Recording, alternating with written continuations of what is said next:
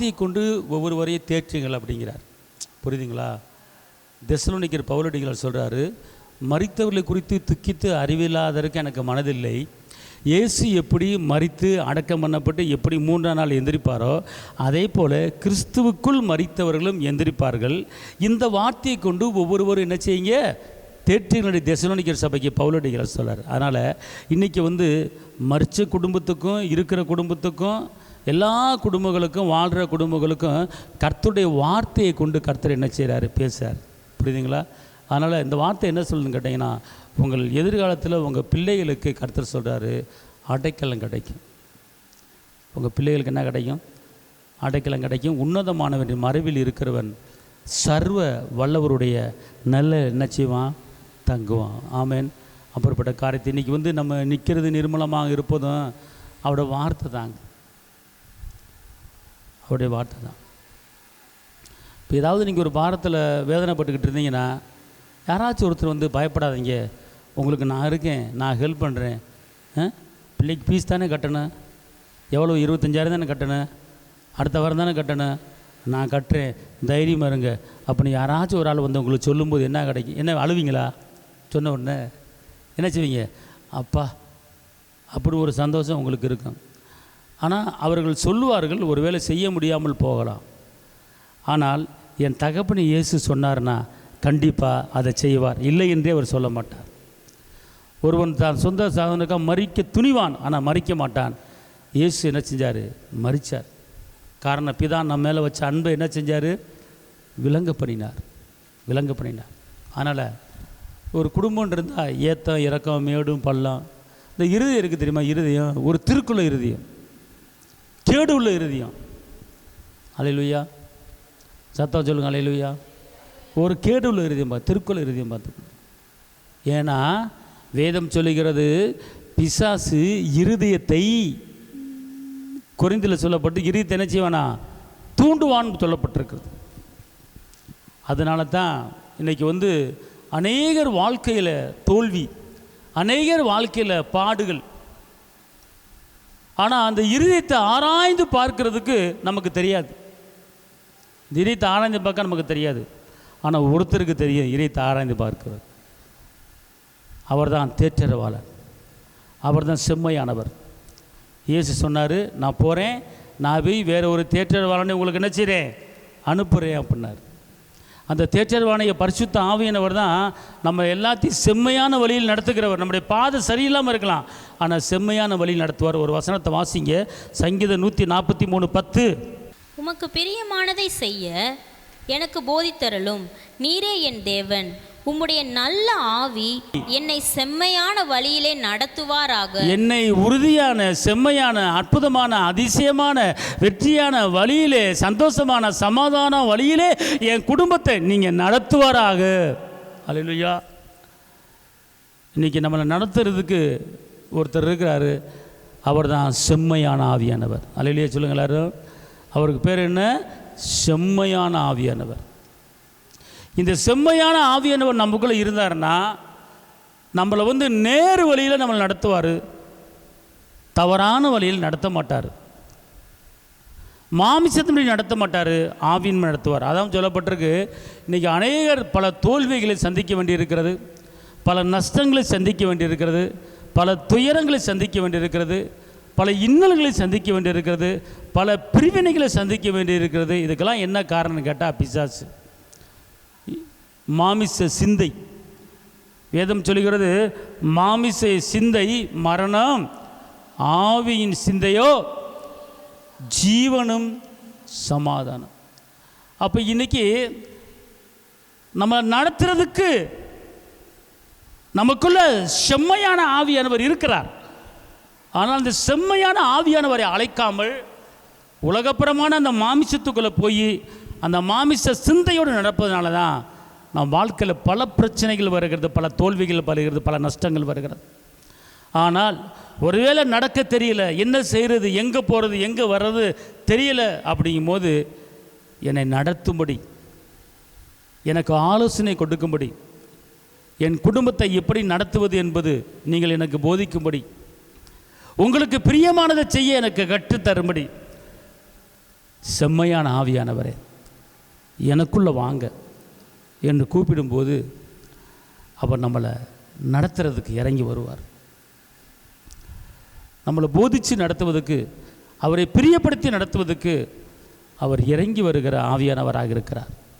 அன்பார்ந்தவர்களே, அதுக்கு தான் செம்மையான ஆவியானவர் நமக்குள்ளே இருந்தார்னா நம்ம தடுமாற மாட்டோம், போராட்டத்துக்குள்ளே விழமாட்டோம், பல சிக்கலுக்குள்ளே பல கண்ணிக்குள்ளே இறைச்ச மாட்டோம், விழமாட்டோம்.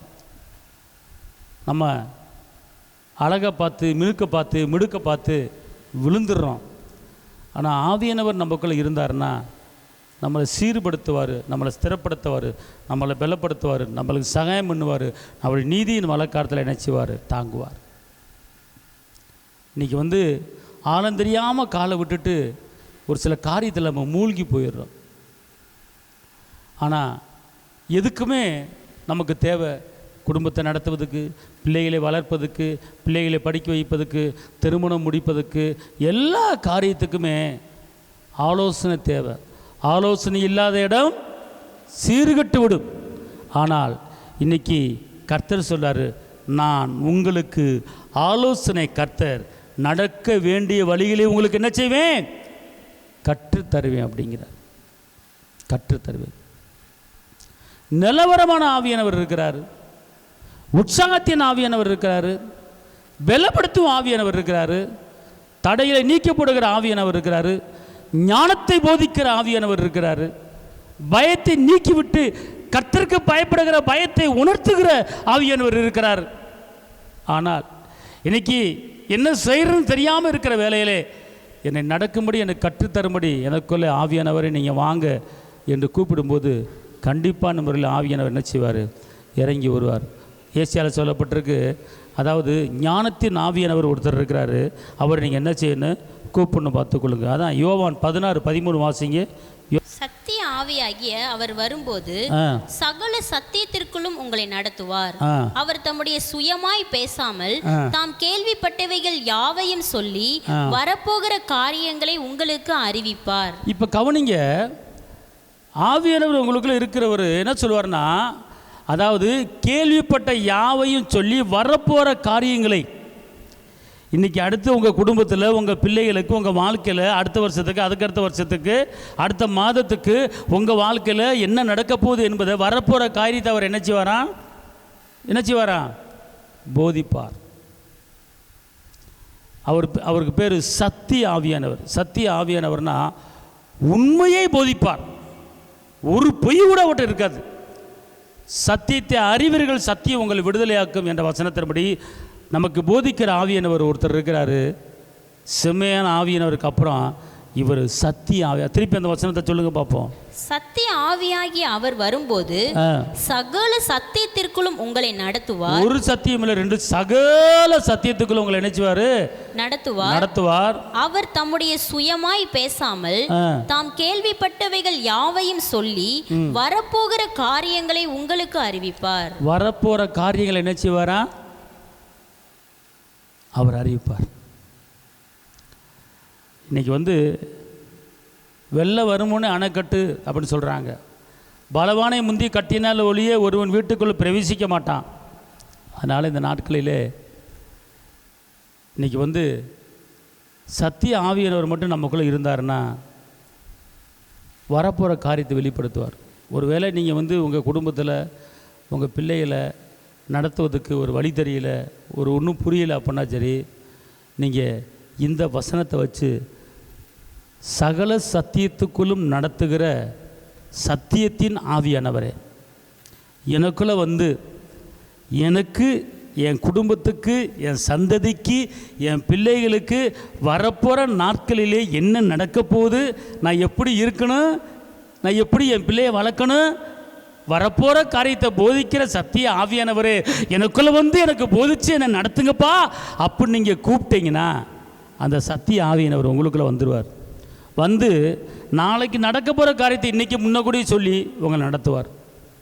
உனக்கு போராட்டம் வரப்போது, ஜாக்கிரதையாக இருந்துக்க. நாளைக்கு ஊர்லேருந்து ஒரு ஆள் வரப்போகிறான், சரியில்லாத ஆள், பார்த்து நடத்துக்க.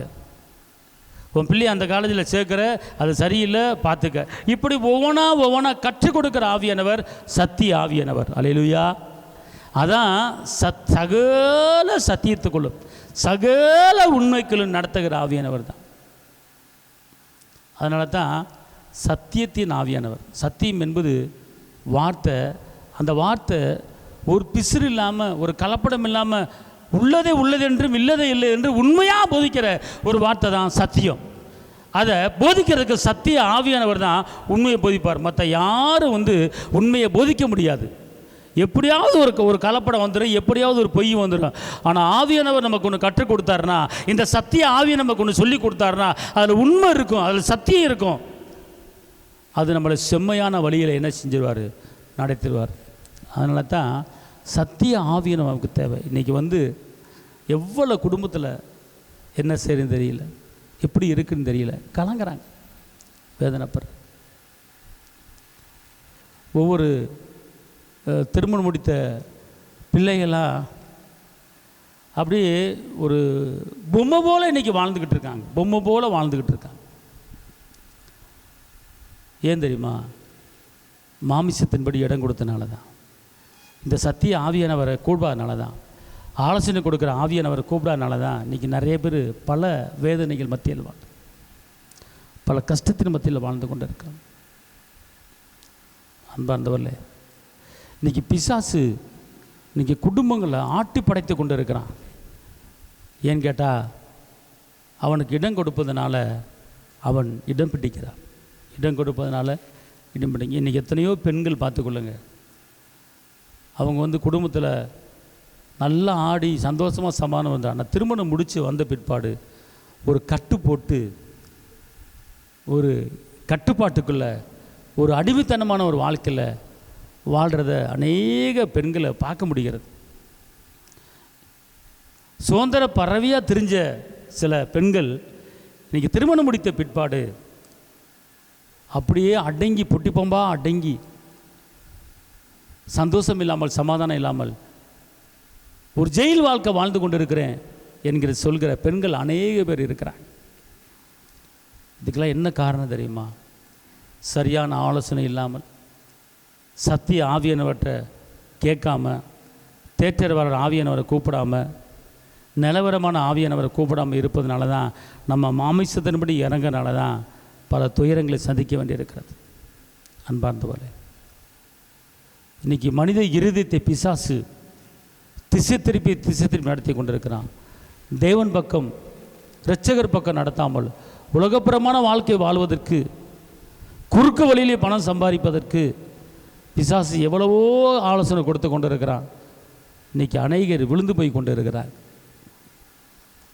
நம்ம நல்லா நடக்கிறதுக்கு ஒன்றுமே வேணாம். இது செய்யவா வேணாமா, இங்கே இருக்கவா இருக்க வேணாமா, எல்லா காரியத்தையும் இந்த ஆவியானவர் கூப்பிடும்போது, இந்த சத்திய ஆவியானவர் சகல சத்தியத்துக்குள்ளே நம்மளை நடத்துவதற்கு ரெடியாக இருக்கிறார். அவர் சொல்கிற அந்த வார்த்தையை பார்த்தீங்கன்னா, நான் உங்களை வரும் காரியங்களை உங்களுக்கு நான் போதித்து உங்களுக்கு நடத்துவேன் அப்படிங்கிறார். யாராவது சொல்ல முடியுமா? யாராவது பேச முடியுமா அந்த வார்த்தையை? ஆனால் அவர் போதிக்கிறதுக்கு நம்ம அவரை என்ன செய்யணுமா? கூப்பிடணும். இப்போ ஒரு பெரிய ஒரு கேள்விக்குறியில், ஒரு பெரிய போராட்டத்தில் இருக்கிறீங்க. செய்ய வேணாமா, இருக்க வேணாமா, பலவிதமான குழப்பத்தில் இருக்கும்போது, குழம்பு இருக்கிற நேரத்தில் நீங்கள் நல்லா கர்த்தரை துதித்து, கர்த்தரை மகிமைப்படுத்தி, சகல சத்தியத்துக்குள்ளும் நடத்துகிற ஆவியானவரே,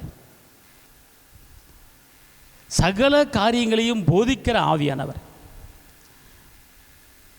எனக்குள்ள வரும் காரியங்களை எனக்கு சொல்லிக் கொடுத்து, உங்களுக்கு பிரியமானதை நான் செய்ய எனக்கு போதித்து சொல்லிக் கொடுத்து நான் நடத்தும்படி சகல சத்தியத்துக்கு நடத்துகிற ஆவியானவரே, எனக்குள்ள வாங்கப்பா. நான் நிலை குலைந்து போயிருக்கிறேன், மன நிம்மதி இல்லாமல் இருக்கிறேன், சமாதானம் இல்லாமல் இருக்கிறேன். நடுக்கடலில் நிற்கிற ஒரு பிள்ளை போல நிற்கிறேன், நடுக்காட்டில் நிற்கிற பிள்ளை போல நிற்கிறேன், வழி தெரியாமல் அலைந்து கொண்டு இருக்கிறேன், திக்கு தெரியாத காட்டில் இருக்கிற பிள்ளை போல இருக்கிறேன், ஒரு பெரிய குழிகளை விழுந்து கிடக்கிறேன். என்னை தூக்கி விட ஆள் இல்லை, இந்த பிரச்சனையில் என்னை தூக்கி விட ஆள் இல்லை. எனக்கு ஆலோசனை தரும்படி, சகல சத்தியத்துக்குள் நடத்தும்படி, வரும் காரியத்தை எனக்கு சொல்லும்படி, எனக்கு போதிக்கும்படி, சகல சத்தியத்துக்குள் நடத்துகிற ஆவியானவரே எனக்குள்ளே வாங்க, எனக்கு சொல்லித்தாங்க என்று நீங்கள் கூப்பிட்டீங்கன்னா அவர் உடனே இறங்கி வந்து உட்கார் என்று அருமையாக சொல்லித் தருவார். அருமையாக சொல்லித் தருவார்.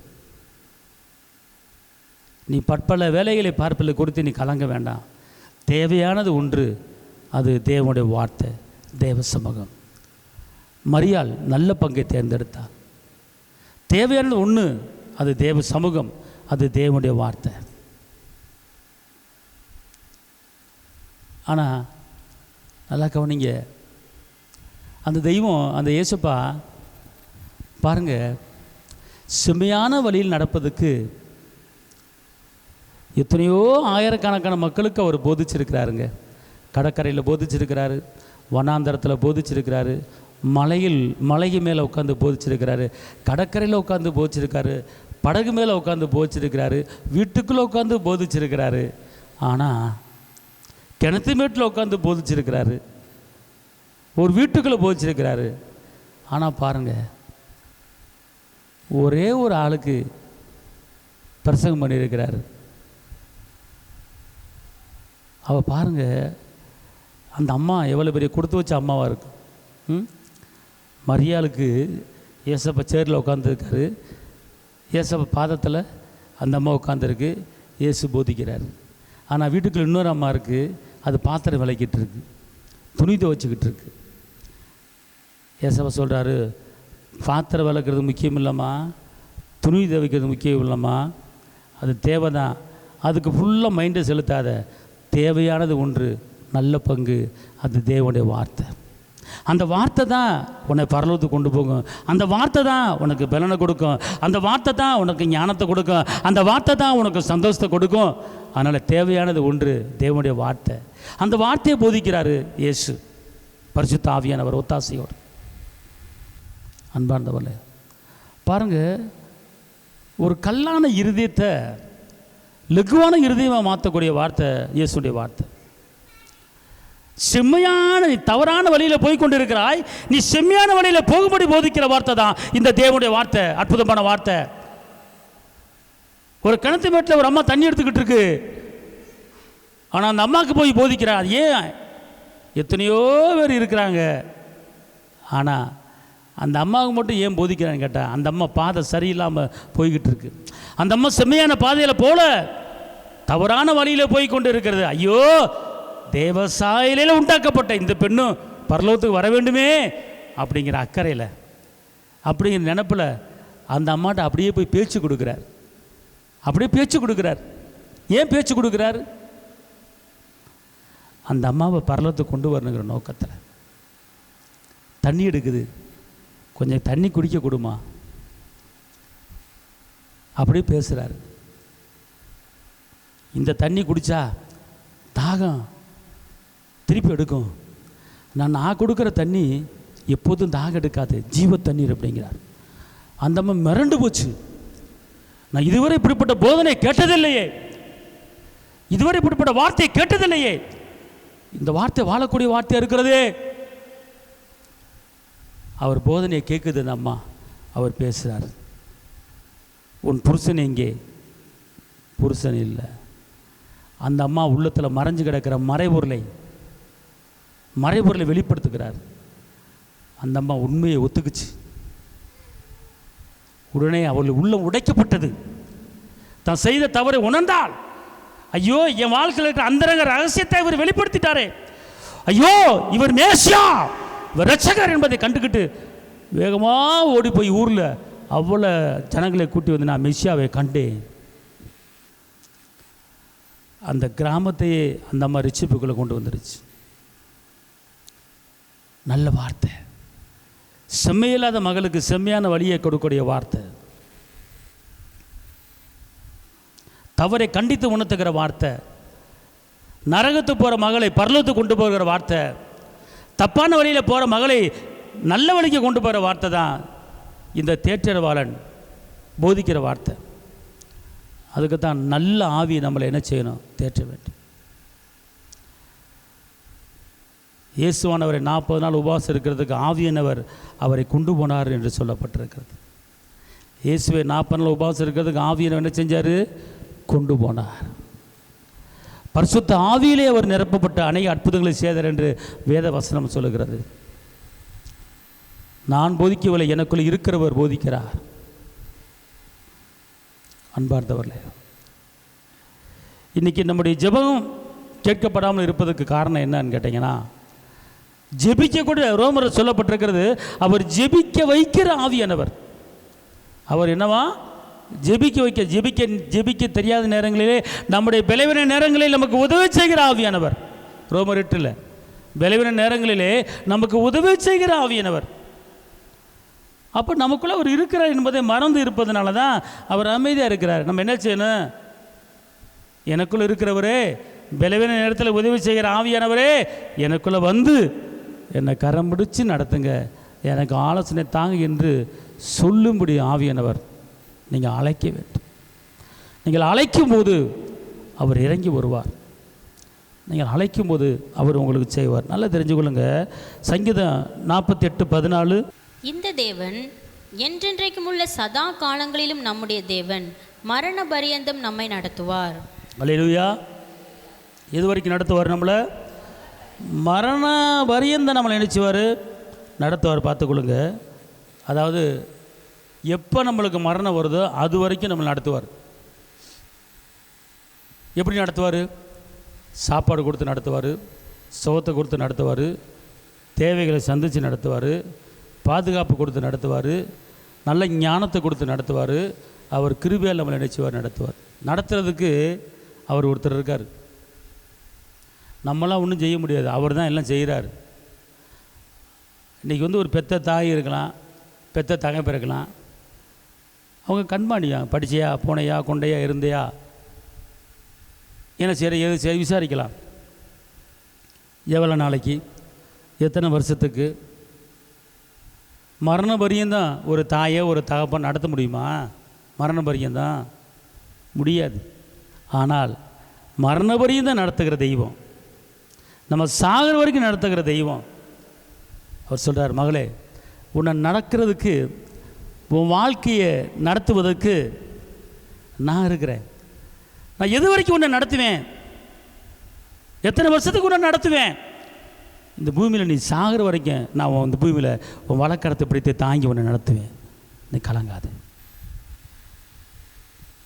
அவர் நடத்தினார்னா செம்மையான வழியில், செம்மையான பாதையில் தான் அவர் நடத்துவார்.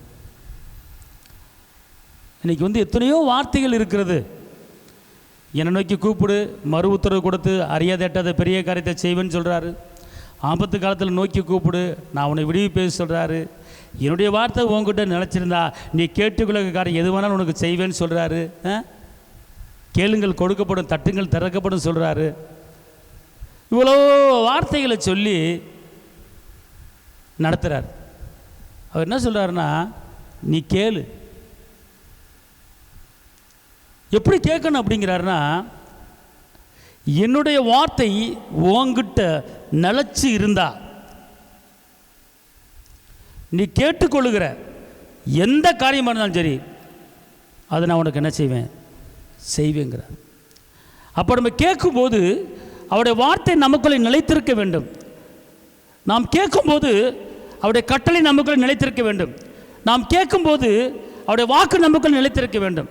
என் வாக்கை வச்சுக்கிட்டு கேளு, என் ஜீவனில் உயிரில் வார்த்தையை வச்சுக்கிட்டு கேளு, அப்போது நான் உனக்கு செய்வேன். உனக்கு எப்படி செய்வேன் அப்படிங்கிறாருன்னா, உனக்கு அறியாத, உனக்கு எட்டாத பெரிய காரியத்தை உனக்கு நான் செய்வேன் அப்படிங்கிறார். கேட்கும்போது வார்த்தை நமக்குள்ளே இருக்கணும். நம்ம எல்லாருமே வார்த்தையை வச்சு தான் கேட்கணும். நீங்கள் இப்படி சொல்லியிருக்கிறீங்களே, தருவேன்னு சொன்னீங்களே, செய்வார். வாக்குத்தத்தங்களை பேசி ஜெபிக்கணும். நீங்கள் இன்னொரு வசனத்தை நீங்கள் வாசித்து பாருங்கள். ஏசாயா 42:16, குருடரை அவர்கள் அறியாத வழியிலே நடத்தி அவர்களுக்கு தெரியாத பாதைகளில் அவர்களை அழைத்து கொண்டு வந்து அவர்களுக்கு முன்பாக இருளை வெளிச்சமும் கோணலை செவ்வையுமாக்குவேன். இந்த காரியங்களை நான் அவர்களுக்கு செய்து அவர்களை கைவிடாதிருப்பேன். அல்லேலூயா. நடத்துகிற விதம் பார்த்தீங்களா? நீங்களே எத்தனையோ பேர் கண்ணு தெரியாமல் இருக்கிறாங்க, சந்தோஷமாக இருக்கிறாங்க, சந்தோஷமாக போகிறாங்க. பார்க்கும்போது ஒன்றுமே புரியல. நீ கொஞ்ச நேரம் கண்ணு தெரியாமல் நடக்க முடியல. அந்த கண்ணு தெரியாதவங்க சிரிச்சுக்கிட்டே நடக்கிறாங்க, சிரிச்சுக்கிட்டே வர்றாங்க. கண்ணு தெரியாதவங்க கையில் ஊதுபத்தி விற்றுட்டு போகிறாங்க. கண்ணு தெரியாதவங்க கையில் பேனா வச்சு விற்றுட்டு போகிறாங்க. கண்ணு தெரியாதவங்க நோட்டு புக்கு விற்றுட்டு போகிறாங்க. எப்படி அதை அவங்க செய்ய முடியுது? எப்படி அவர்களுக்கு அந்த தைரியம் இருக்குது? எப்படி அந்த பணத்தை கண்டுபிடிக்கிறாங்க? 10 ரூபாயா 20 ரூபாய்ன்னு கரெக்டாக கண்டுபிடிக்கிறாங்க. இது 100 ரூபா அப்படிங்கிறாங்க. இன்றைக்கி நம்ம பணத்தை கொடுத்து எவ்வளோன்னு சொன்னால் நம்மளுக்கு தெரியாது. இது 10 ரூபாய் 100 ரூபாய்ன்னு தெரியாது. ஆனால் அவங்க சொல்கிறாங்க இது 100 ரூபாங்கிறாங்க, இது 10 ரூபாங்கிறாங்க. கண்ணு தெரியல. யார் இப்படிப்பட்ட ஞானத்தை கொடுக்கறது? அதான் அந்த வசனம் சொல்லுது, அவர்களை திருப்பி வாசிங்க பார்ப்போம். குருடரை அவர்கள் அறியாத வழியிலே நடத்தி அவர்களுக்கு தெரியாத பாதைகளில் அவர்களை அழைத்து கொண்டு வந்து அவர்களுக்கு முன்பாக இருளை வெளிச்சமும் கோணலை செவ்வையுமாக்குவேன். இந்த காரியங்களை நான் அவர்களுக்கு செய்து அவர்களை கைவிடாதிருப்பேன். அல்லேலூயா. எவ்வளோ ஒரு நல்ல ஒரு அப்பா! கோணான பாதைகளை செவ்வையாக்குவாரா? இருளான காரியத்தை என்ன செய்வாராம்? வெளிச்சமாக மாற்றுவாராம். அவளை கடைசி வரைக்கும் கைவிடாதிருப்பேன். குருடருக்கு குருடர் கல்யாணம் முடித்து குடும்பம் நடத்தி பிள்ளை பெற்றிருக்கிறாங்க. ஆச்சரியம். இன்றைக்கி அழகாக பார்க்குறான், முடி நீளமாக இருக்கான்னு பார்க்குறான், பல்லு எப்படி இருக்குது, பல்லு வரிசையாக இருக்கா, உதடு செவத்த உதடா, கொஞ்சம் இத்தனை அடி இத்தனை உயரம் இப்படி இருக்கா, கரெக்டாக 6 அடி, நான் 6 அடி, எனக்கு 5 அடி இருக்கா, இப்படிலாம் வியாக்கியானம் பண்ணி கல்யாணம் முடிக்கிறாள்ல இருக்கையா. ஆனால் கர்த்தர் குருடருக்கு குருடர் கல்யாணம் முடித்து அவர்களையும் நடத்துகிற தேவன். அவர்கள் நடத்துகிற தேவன் நம்மளை நடத்தாமல் இருப்பாரா? அதுக்கு தான் எனக்கு ஒருவர் இருக்கிறார். அவர் செம்மையான பாதையிலே கடைசி வரைக்கும் நடத்தி உன்னை கைவிடாமல் இருப்பேன் வாக்கு பண்ணுகிறார். அதனால் இந்த நாட்களிலே நமக்கு ஒரு நடத்துகிறவர் ஒருவர் இருக்கிறார். இன்றைக்கி ஒரு சின்ன தேவையாக இருந்தால் கூட அவர்கிட்ட தான் கேட்கணும். அவர் ஒரு காரியம் தெரிஞ்சு கொள்ளுங்கம்மா, அவர் அகராதி இல்லை, என்னால் முடியாது, இது கிடைக்காது, இது என்னால் தர முடியாது அப்படிங்கிற வார்த்தை அகராதிலே கிடையாது. அவர்கிட்ட கேட்கும்போது ஒரு பொருள் பூலோகத்திலையும் பரலோகத்திலையும் இல்லாமல் இருந்தால், ஆனால் அவன் நமக்காக உருவாக்கி கொடுக்கிற தெய்வம் தான் நம்முடைய தெய்வம், உருவாக்கி தருகிற தெய்வம். ஆகாருக்கு ஒரு நீரூற்றை உண்டு பண்ணினார். அல்லேலூயா. இஸ்ரவேல் மக்கள் நடந்து போகும்போது வனாந்தரத்தில் தண்ணி இல்லாமது ஒரு பாறைக்குள்ள தண்ணியை வர வச்சு நடத்தின தேவன். அவாந்தர வேளையில பாதைகளை உண்டு பண்ணி நடத்துகிற தேவன். வெட்டாந்தரையில நீர் ஊற்றங்களை உண்டு பண்ணுகிற தெய்வம். அவர் போஷித்து நடத்துகிறவர். அன்பார்ந்தவர்களே, சாப்பாடு இல்லாமல் வாழ்ந்துடலாம், தண்ணி இல்லாமல் வாழ முடியாது. 3 நாளைக்கு சாப்பிடாமல் வாழ்ந்துடலாம், ஆனால் 3 நாள் தண்ணி குடிக்காமல் இருக்க முடியாது. ஆனால் கர்த்தர் சொல்கிறார், நான் உனக்காக வனாந்தரமாக இருக்கலாம், நடுக்காடாக இருக்கலாம், பாறையாக இருக்கலாம், ஆனால் பாறையை உடைச்சு பாறையை பழந்து உனக்கு தண்ணியை வர வச்சு கொடுப்பேங்கிறார். அப்படிப்பட்ட தெய்வம் நமக்கு இருக்கும்போது நம்மளை நடத்தாமல் இருப்பாரா? சொல்லுங்க பார்ப்போம். கடைசி வரை உன்னை கைவிடாமல் காப்பேன், உன்னை ஏந்துவேன், தாங்குவேன், தப்புவிப்பேன், சுமப்பேன்.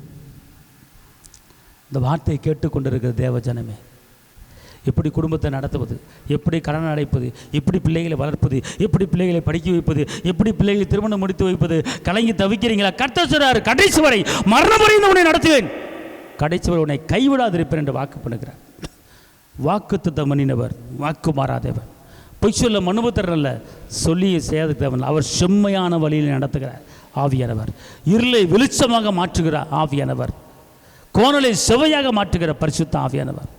அவர் தேற்றரவாளன், விண்ணக தந்தை, ஜெபிக்க வைக்கிறவர், பலவீன நேரத்தில் பலனை கொடுக்கிறவர். அப்படிப்பட்டவர் நமக்குள்ளே இருக்கிறார். ஆனால் அவர் நமக்குள்ளே இருந்தும் ஏன் பாடு? நம்ம அவரை கூப்பிட்றது கிடையாது. அவரை கூப்பிட்றது, அவர் சொல்றார், தாகம் உள்ளவன் மேல் தண்ணீர் ஊற்றுவேன்.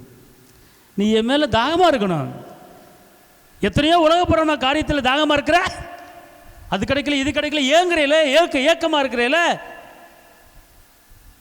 நான் வரலன்னு ஏக்கமாக இருக்கிறையா? நான் உன் மேலே இறங்கலன்னு ஏக்கமாக இருக்கிறாய். கர்த்தர் சொல்றாரு, என்ன குறித்து தாகமாறு. நீ என் மேலே தாகமாக இருந்தேனா நான் உனக்குள்ளே இறங்கி உன் தேவைகளை நான் சந்திப்பேங்கிறார். அதுக்கு தான் தாகமுள்ள மேல் தண்ணீரை ஊற்றுவேன் என்றீர், வறண்ட நிலத்தில் ஆறுகளை ஊற்றுவேன் என்றீர். தாகமுள்ள மேல் தண்ணீரை ஊற்றுவேன் என்றீர், வறண்ட நிலத்தில் ஆறுகளை ஊற்றுவேன் என்றீர். ஊற்றுமையா உங்க வல்லமையை, தாகத்தோடு காத்திருக்கிறேன். ஐயா ஊற்றுமையா உங்க வல்லமையை, தாகத்தோடு காத்திருக்கிறேன். ஏசியா 28:6. நியாயம் விசாரிக்க உட்காருகிறவனுக்கு நியாயத்தின் ஆவியாகவும் யுத்தத்தை அதன் வாசல் மட்டும் திருப்புகிறவர்களின் பராக்கிரமமாகவும் இருப்பார். அல்லேலூயா. எங்களை நீங்கள் அவர் மட்டும் புரிஞ்சுக்கிட்டீங்கன்னா, கர்த்தரை அறிகிற அறிவில் நம்ம வளர்ந்துட்டோம்னா நம்ம ஒரு கம்பீர நடக்கலாம். இன்றைக்கி கடன் பிரச்சனையில் சோர்ந்து போயிருக்கிறோம், பலவீனத்தில் சோர்ந்து போயிருக்கிறோம், பிள்ளைகளை குறித்து சோர்ந்து போயிருக்கிறோம், ஒரு முரட்டாட்ட இதயத்தை குறித்து சோர்ந்து போயிருக்கிறோம். ஆனால் பாருங்கள், அவர் என்ன சொல்கிறார்? நியாயம் இல்லாத இடத்துல உனக்கு நியாயத்தை வாங்கி தருவேன். எங்கே உனக்கு நியாயம் கிடைக்கல, உனக்கு நியாயத்தை நான் வாங்கி தருவேன். அவருக்கு பேர் தான் நியாயத்தின் ஆவியானவர். இந்த வசனம் என்ன சொல்ல? திருப்பி வாசிங்க பார்ப்போம். நியாயம் விசாரிக்க உட்காருகிறவனுக்கு, நியாயம் விசாரிக்க உட்காருகிறவனுக்கு நியாயத்தின் ஆவியாகவும், நியாயத்தின் ஆவியாகவும் யுத்தத்தை அதன் வாசல் மட்டும் திருப்புகிறவர்களின் பராக்கிரமமாகவும் இருப்பார். அல்லேலூயா. யுத்தம் என்ற இடத்துல யுத்தத்தையே திருப்பி விட்டுருவாராம். இப்போ நம்ம மேலே ஒரு போர் வருது, ஆனால் இவர் என்ன பண்ணுவாராம்? நம்ம மேலே வரக்கூடிய போரை திசை திருப்பி விட்டுருவாராம். திசை திருப்பி விட்டுட்டு நமக்கு முன்னால் பராக்கிரம ஆவியானவராய் முன்னாடி நிற்கிறாய். கொஞ்சம் கற்பனை பண்ணி பாருங்களேன்.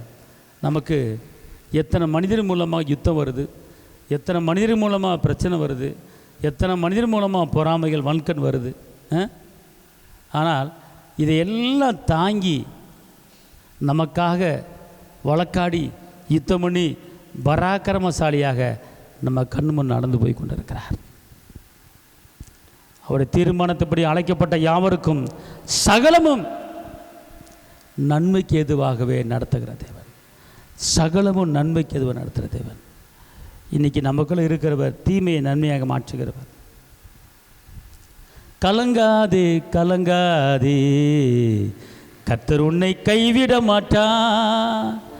கலங்காதே கலங்காதே, கர்த்தர் உன்னை கைவிட மாட்டார். உலகத்தின் வெளிச்சம் நீ, எழுந்து ஒளி வீசு. உலகத்தின் வெளிச்சம் நீ, எழுந்து ஒளி வீசு. மலை மேல் உள்ள பட்டணம், மலை மேல் உள்ள பட்டணம், அது மறைவாக இருக்காதே, அது மறைவாக இருக்காதே.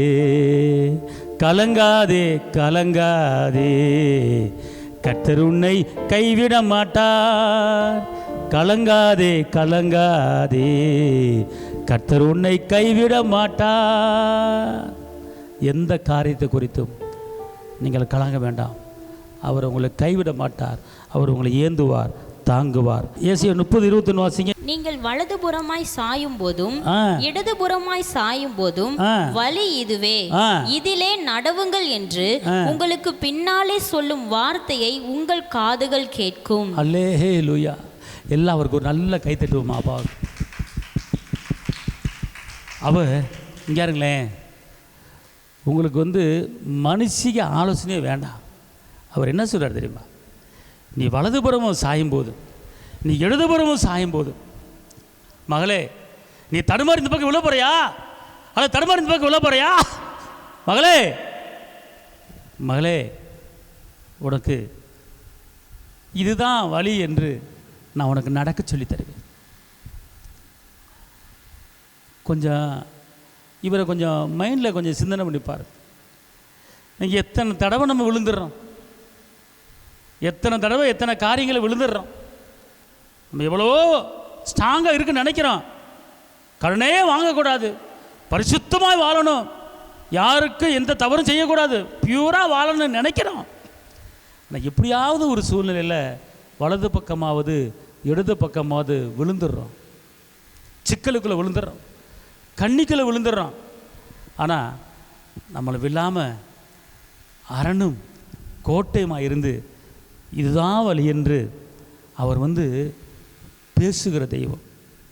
பின்னால் இருந்து மகளே அங்கிட்டு போகாத, அந்த வசனத்தை திருப்பி வாசிக்க பார்ப்போம்.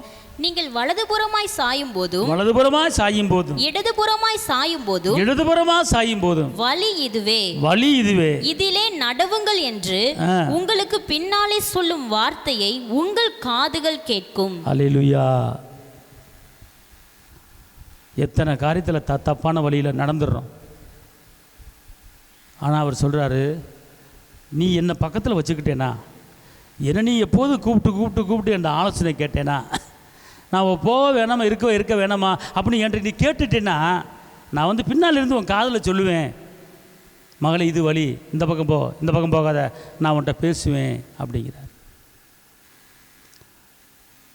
ஆனால் அவர் ஏன் பேசலை, ஏன் நம்மளுக்கு ஆலோசனை கொடுக்கல அப்படின்னு கேட்டால், கேளுங்கள் கொடுக்கப்படும், தட்டுங்கள் திறக்கப்படும், தேடுங்கள் கிடைக்கும் என்றார். இயேசு தேடுங்கள் கிடைக்கும் என்றார். அவரை தேடுவது கிடையாது, அவரை கேட்பது கிடையாது, அவர்கிட்ட தட்டுவது கிடையாது. அல்லேலூயா. நீ கேட்கறது கிடையாது, தட்டுறது கிடையாது, தேடுறது கிடையாது. தேடினா தான், கூப்பிட்டா தான் அவர் பின்னால் இருந்து பேசுவார். அல்லேலூயா. ஒன்று தாகமாக இருக்கணும் அல்லது கேட்கணும். அவர் அழகாக சொல்கிறாருங்க எரேமியா 33 என்னை நோக்கி கூப்பிடு.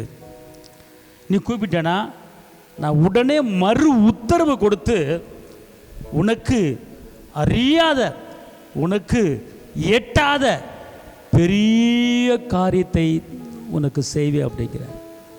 அல்லேலூயா, அல்லேலூயா. அப்போ என்ன செய்யணும், நம்ம அவரை என்ன செய்யணும், கூப்பிடணும்.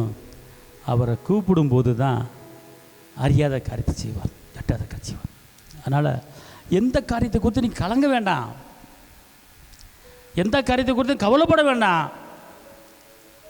உன் பிரச்சனையை அவர்கிட்ட சொல்லு, அவரை கூப்பிடு. இந்த லெவலில் இருக்கேன், இந்த பிரச்சனை இருக்கிறேன், நீ அவரை கூப்பிட்டு சொல்லணும். செவ்வையான பாதையிலே அவர் நடத்துவார், செவ்வையான பாதையில் அவர் நடத்துவார். ஒருபோதும் உன்னை வெட்கப்படுத்த விட மாட்டார், உன்னை தலை நிமிர பண்ண வைப்பார். அல்லேலூயா. அதனால் நிலவரமான ஆவியானவர், உற்சாகத்தின் ஆவியானவர், செம்மையான வழி நடத்துகிற ஆவியானவர் நமக்குள்ளே இருக்கிறார். ஜெபிக்க முடியாத நேரத்தில் ஜெபிக்க வைக்கிற ஆவியானவர் நமக்குள்ளே இருக்கிறார். நடத்துவார், தாங்குவார், தப்புவிப்பார். கலங்க வேண்டாம், பெரிய காரியத்தை கர்த்தர் உங்களுக்கு செய்வார். இந்த நாளிலே ஸ்கூலில் பிள்ளைகளை சேர்க்கணும், ஃபீஸ் கட்டணும், என்ன செய்யறதுன்னு தெரியல, அதுக்கு என்ன செய்யணும்,